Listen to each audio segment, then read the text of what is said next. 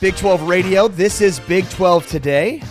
Heard on TuneIn and watched on Big 12 Studios. We are presented by Modelo, a huge hoops weekend ahead. And joining us now to talk Texas Tech hoops is the basketball coach at Texas Tech, our buddy Grant McCasland, joining us here on Big 12 Radio. Off to a great start, 7-2, with wins over Wake Forest and LSU. Losses to Illinois and Purdue, both top 15 ranked teams, including Purdue number 1 overall, with a matchup with 17th ranked Arkansas and Dallas on Saturday. Coach, how are you? Man, I love being with you guys. Thanks for allowing me to be a minute late. I apologize. Oh no, you're the best, and we appreciate your time.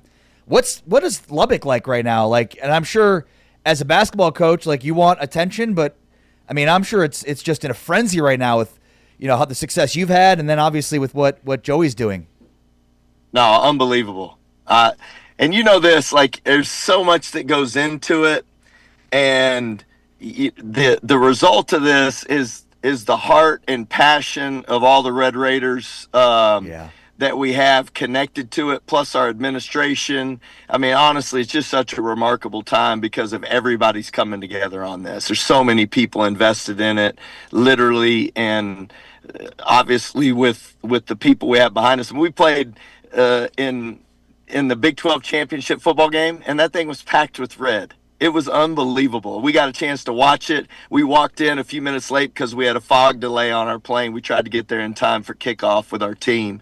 And then we play LSU over at Dickies Arena in Fort Worth, and we had 80% of the fans in there too. So just a remarkable time, but there's a lot of people invested in it. Yeah. Grant, every time we talk with Joey McGuire, he always brings up how close you two are and says, "Man, Grant's one of my best friends." So Artie and I are trying to manifest like a 4-man barbecue in Lubbock. Anytime you guys want to hang, we're there. Hey, I'm telling you what, it'd be so much fun, and there's not a day that you interact with Joey McGuire that you don't leave smiling and believing. That's what I love about him. I mean, I you know what, and I say this because I worked with Coach Drew, who won a national championship after taking over a program that won 0 games and literally was close to death penalty, and he's the only other person I know that has similar energy and belief and competitiveness and passion and knows how to connect people.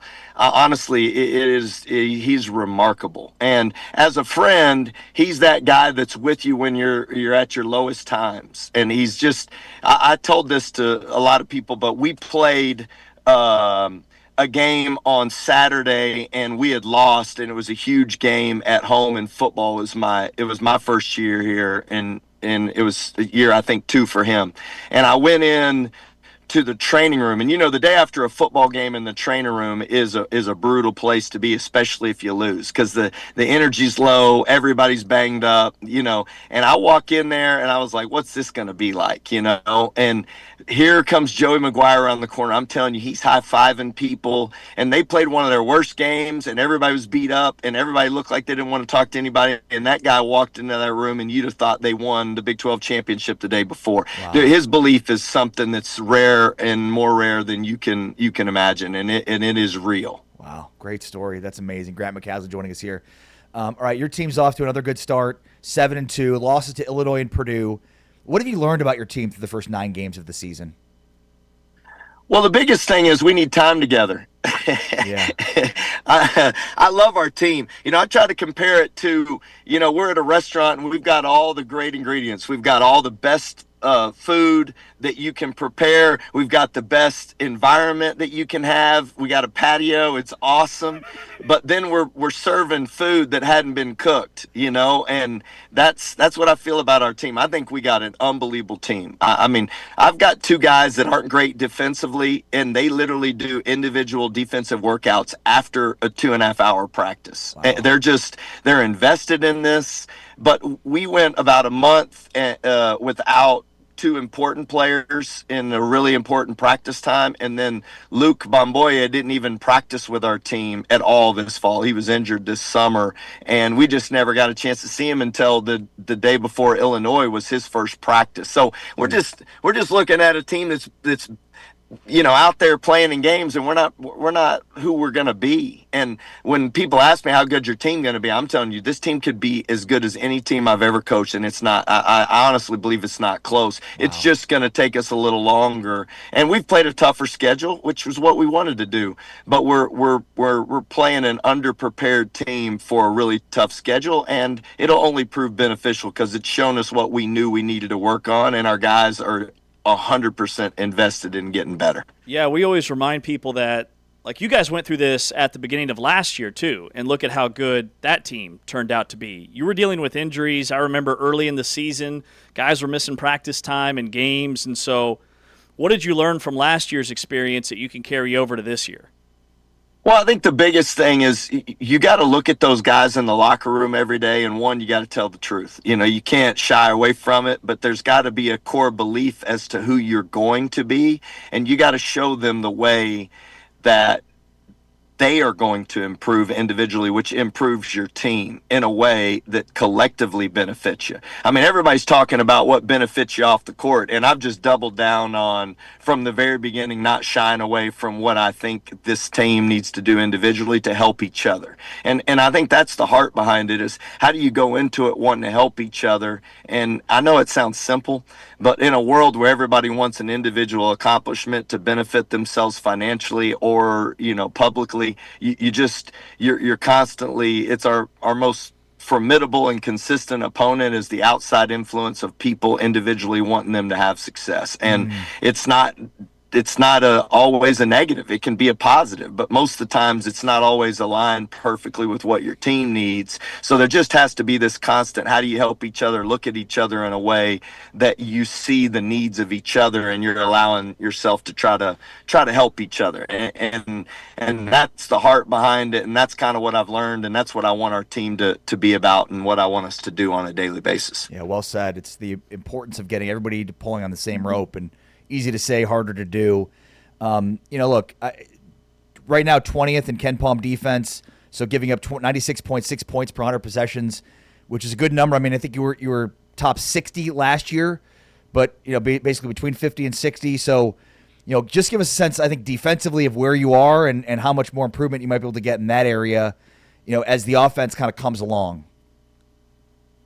Yeah, when we started the season, our offense was obviously ahead of our defense, and then we added Luke back to the equation. And Luke's a huge part of our team because, it was, and I tell people this, but with Luke on the floor, we just didn't have enough flow together, but he was so naturally good at protecting the rim that we need that. And so Luke on the floor, we were, top 15 in the country defensively and bottom 15 offensively. And then you flip that with Lawan on the floor, Watts, who's a newcomer, and we missed him for about a month and a half at the end of October and beginning of November. And he was a plus.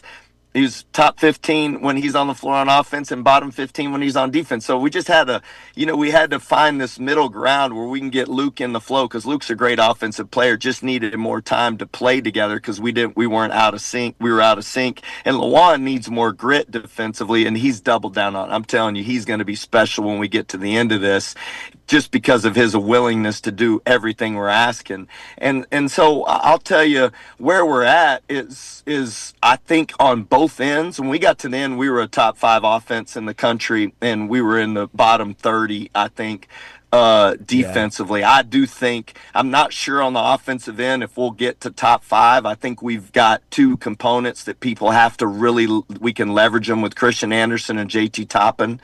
And then we're shooting the ball well. We need to add one more guard, and I think Tyree Bryan will make that jump as he gets in better shape. But defensively, I do think this team doesn't have a ceiling. And I say that because I've seen so much of an improvement between Lawan and Tyree in the last 2 weeks that we've made a bigger jump than I thought we were going to make even in 2 weeks. So really a lot of hope there that we can really be who we need to be. Because if you look at the Big 12 standings, the teams that are the best right now have the best defenses. And that's always kind of been the calling card of the Big 12. Like the grimy defensive teams are one, and when we won the co-conference championships here in the Big 12 at Texas Tech. We were number one in defense. So how do we get our team where we're there? And I do think we'll make another big jump here over the next month. Talking with Texas Tech men's basketball coach Grant McCasland here on Big 12 Today, on Big 12 Radio and Big 12 Studios in year 3, top 3 finishes in the Big 12, each of his first 2 seasons in Lubbock. Coach, what was working for you guys against LSU? Like, you clobbered an LSU team that looks to be a really good basketball team on paper. Yeah, I mean, obviously we're undefeated, and they'd smack some teams pretty good, and their flow, I thought, offensively, and their switchability, I knew it would cause some problems. And they have, I think, one of the best point guards in the country in Thomas. I mean, he's the real deal. And I think what we did in that game that really benefited us, and we've changed some coverages, we finally had healthy enough bodies where we could extend our defense. We weren't just trying to manage and keep guys on the floor. We finally got where I thought our endurance for physicality and effort would allow us to play the guys that we wanted to. So we extended our defense and ball screen coverages.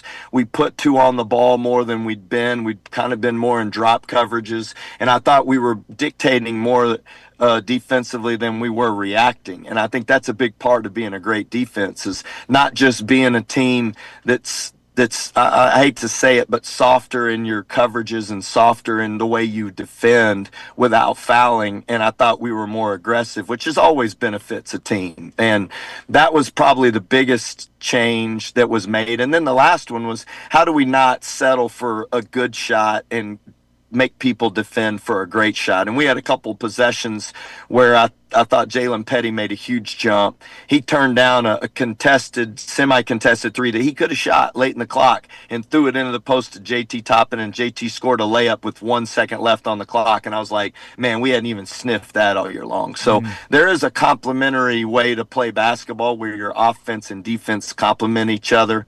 And we'd been doing that for a long time at North Texas to an extreme when we played so slow. But this is more about not playing slow. It's about keeping the leverage points where they need to be, but just having a better awareness of what's good and what's great. And our team's finally finding that rhythm, and we did that against LSU. You got some big time matchups these next 2 Saturdays, including tomorrow and then Duke next Saturday. But the game tomorrow is a rematch of your Sweet 16 thriller against Arkansas and Coach John Calipari, and you guys were down 16 in that game and end up knocking down a shot to tie the game and then win in overtime. What a crazy finish that was. What do you remember from that game? And obviously you're not taking anything from that game into this one, but it'll be fun to be back out there, I'm sure, competing with John Calipari. Yeah, no, I mean, their team's legit, as you know. I mean, I think they've got one of the best guard tandems for freshmen in the country, if not the best. And they really are amazing in transition. And so I don't think that's a lot different from their team last year. I thought if we could keep them out of transition, it would really help us and make them play in the half court. But they made big shots against us last year. I mean, they had guys make threes and have career games from threes in the first half. Yeah. And I do think there's this willingness, in our point guard at the time, Elijah Hawkins, and I'm showing our team this, but he went 0 for 9 from the field and probably played his worst game of the season. But he had a 3 in overtime, and he was the one that was guarding the other team. He was guarding Wagner in the middle of the floor and made him take a couple really hard shots. One at the end of regulation and one at the end of overtime. So I think it's just this understanding of, like, you don't have to always rely on your ability offensively to will wins. Like, you can not play well offensively and find a way for somebody to do something great in the game, and you stay consistent with your effort defensively and not letting it impact you. And I thought Elijah Hawkins did that. It's such a great learning example because his impact defensively was as big a part of the game as you could have, but he just didn't play great offensively. So everybody talks about that, but people don't talk about how amazing he was defensively. So for me, it's just, how does our team learn from the past, not from a way that you say this game will dictate the outcome of this, last year's Sweet 16. It has no relevance, but what is relevant is the learning that you can do from it and why you won the game, why we won the game, and how we did it. And what was the big takeaways to me was, like, look, man, compete and don't ever have a look and belief that this isn't our night. I mean, your night is dependent on how you compete the next play. And that's what we did in that game. And I do think it was one of the best games I've ever been a part of. And people say it was the best comeback in the history of the Sweet 16 to go to the Elite Eight. And, it was special to be a part of it, but it was a special group that played hard the whole time, even when maybe things weren't going our way. Yeah. And did it just work out that you're playing Duke next Saturday too, the team that you then went on to go lose to in the Elite Eight? Like, that's wild how that worked out. I'm just thinking about through that now. Well, actually, we lost to Florida. That's right. We lost to Florida in the Elite Eight in another crazy game. We were up 10 with 3 minutes to go and ended up getting beaten now. And so it was probably the pendulum swing of about as wild as you can get in a game, back-to-back games. But we prepared for Duke, and I got to work with John Shire at USA Basketball a couple summers ago. We were pickleball partners and won a few matches together, and I just have so much respect for how he's playing. But it is great for us to be able to have these two highly competitive games, because it's been well documented that last year's Duke team was, like, in the modern era, in the past 25 years, was the best Ken Pom team in ever, in the past 25 years. And so he's done a phenomenal job with a new group, and I just know we want to push ourselves. So playing these two games will definitely benefit us. Come on, Ari, it was Florida, and that's why Ari's not in the Grant Joey James group chat. So he'll keep working his way in. I'm sorry, Coach. Hey, look, there are only 4 teams left at that point, so you knew who was one of them. I mean, your process of elimination was at least close, man. But, hey, I don't take it personal. Look, there's so many basketball games going on these days, and this year's been amazing because of all the great games that have been played already in college basketball. There's a lot of great teams playing against great teams, so that's awesome. Yeah. Grant, you're the best. Good luck tomorrow, and can't wait to watch this Texas Tech team during conference play. Thanks so much. Be well. Hey, I'm always barbecuing with you two both, so don't let that deter us, man. I'm in, Ari. See you guys later. Wreck 'em. See you, Grant. Grant McCasland. And so many of the positive things you could say about Coach Joey McGuire, you could say the same thing about Grant McCasland. There's so many good tournament games. Like, I think of the Houston Duke Final Four game, so it's in my brain, I didn't correct you. They were all so good. Right. And, man, he's got a squad. The thing that's exciting about, and I love the friendship that Coach McCasland and McGuire have is, Joey just got locked up long-term. Grant's locked up long-term. Like, these guys aren't going anywhere, especially with all the resources out there. Lubbock's a growing community, not just in terms of their alumni base and their fan base, which is as passionate as anybody in the country, but, like, it's a great place to be, and that's really exciting for the Big 12. Yeah, well said. All right, James Westling, Ari Temkin, Big 12 Radio, exclusively on TuneIn and Big 12 Studios, and we are presented by Modelo. On the way next, some interesting notes about recruiting overall, and Dan Wetzel from ESPN investigates the Utah private equity deal. It's all coming up next. This is Big 12 Today, Big 12 Radio, presented by Modelo, heard on TuneIn and watched on Big 12 Studios.